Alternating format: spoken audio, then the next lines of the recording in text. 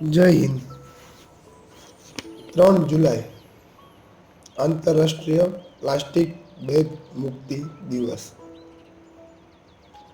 દર વર્ષે 3 જુલાઈના રોજ આંતરરાષ્ટ્રીય પ્લાસ્ટિક બેગ મુક્તિ દિન તરીકે ઉજવવામાં આવે છે.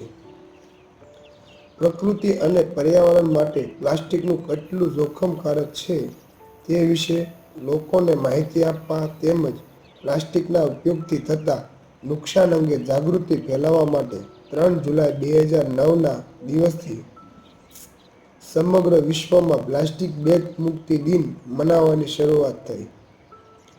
પ્લાસ્ટિક પ્રદૂષણની ગંભીર સમસ્યામાંથી સમગ્ર વિશ્વને બચાવવા માટે આ દિવસ ઉજવવાનું નક્કી કરવામાં આવ્યું છે.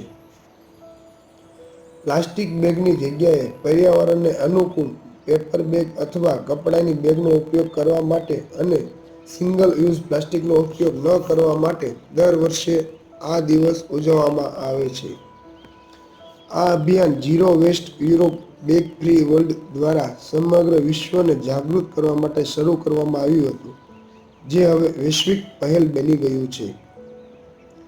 વ્યક્તિગત સ્તર પર પ્લાસ્ટિકની ગંભીર સમસ્યાને દૂર કરવા માટેનો સંકલ્પ લેવા અંગે લોકોને પ્રોત્સાહિત કરવા માટે આ દિવસે મીટિંગ, ડિબેટ, સામાજિક કાર્યક્રમનું આયોજન કરવામાં આવે છે. આ દિવસે જળાશયો, જંગલો અને અન્ય જગ્યાઓ પરથી પ્લાસ્ટિક દૂર કરી પર્યાવરણને સ્વચ્છ બનાવવાનું અભિયાન હાથ ધરવામાં આવે છે. દુનિયામાં પ્લાસ્ટિકનો ઉપયોગ દિવસેને દિવસે ખૂબ જ વધી રહ્યો છે અને તેમાંય બેગના સ્વરૂપમાં તેનો ઉપયોગ સૌથી વધારે થાય છે. શાક માર્કેટથી લઈને મોટી માર્કેટ અને મોલમાં પ્લાસ્ટિક બેગ પર પ્રતિબંધ હોવા છતાં વેચાયેલ દરેક સામાન ખુલ્લેઆમ પ્લાસ્ટિક બેગમાં અપાઈ રહ્યું છે. દર મિનિટે 10 લાખ પ્લાસ્ટિક બેગનો ઉપયોગ થાય છે. તેમાંથી ફક્ત 1% પ્લાસ્ટિક બેગનું જ રિસાયકલિંગ થાય છે. પ્લાસ્ટિક બેગનો ઉપયોગ એવરેજ 30 મિનિટ માટે થાય છે, પરંતુ તેનો નાશ થવા માટે 500થી 1000 વર્ષ લાગે છે.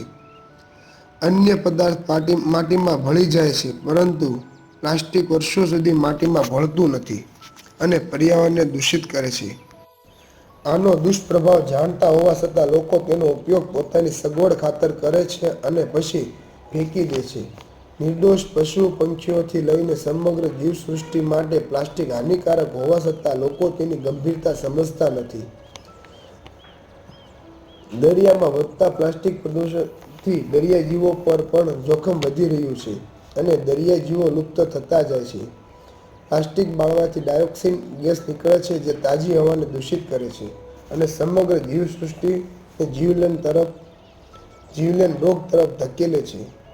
પ્લાસ્ટિક બેગ મુક્તિ દિન મનાવવા પાછળનો મુખ્ય હેતુ લોકોને પ્લાસ્ટિક બેગને બદલે અન્ય વિકલ્પોનો ઉપયોગ કરવા પ્રેરવાનો છે. પ્લાસ્ટિકની થેલીઓ જમીનમાં દાટવાથી ભૂમિ પ્રદૂષણ પણ થાય છે. પ્લાસ્ટિક પ્રદૂષણ ભૂમિથી લઈને જળાશયો, સાગર, પ્રકૃતિ અને પર્યાવરણ માટે પણ જોખમકારક છે. પ્લાસ્ટિક બેગથી થતા નુકસાનને લઈને જાગૃતિ ફેલાવવા માટે ઘણી સંસ્થાઓ, રાજ્ય સરકાર અને સ્થાનિક પ્રશાસન દ્વારા પણ વિવિધ કાર્યક્રમો ચલાવાઈ રહ્યા છે, પરંતુ તે પૂરતું નથી. આ બાબતે લોકોએ જ સ્વયં પ્લાસ્ટિક બેગ વગેરે કુદરતને નુકસાન કરતા વસ્તુઓનો ઉપયોગ બંધ કરવો જોઈએ. અમેરિકાના ભૂતપૂર્વ રાષ્ટ્રપતિ બરાક ઓબામાએ એક સરસ અને હાલના સમયને અનુરૂપ વાત કરેલ છે કે we are the first generation to feel the full effects of climate change and the last generation that can do something about it. તો ચાલો મિત્રો, આપણે બને એટલો પ્લાસ્ટિકનો ઉપયોગ ઓછો કરીએ, તેમજ આજના દિવસ પૂરતું નહીં, તેમજ રોજે રોજ આંતરરાષ્ટ્રીય પ્લાસ્ટિક બેગ મુક્તિ દિવસ તરીકે પ્લાસ્ટિક બેગનો ઉપયોગ ન કરી એની ઉજવણી કરીએ. ધન્યવાદ. જય હિન્દ, જય ભારત.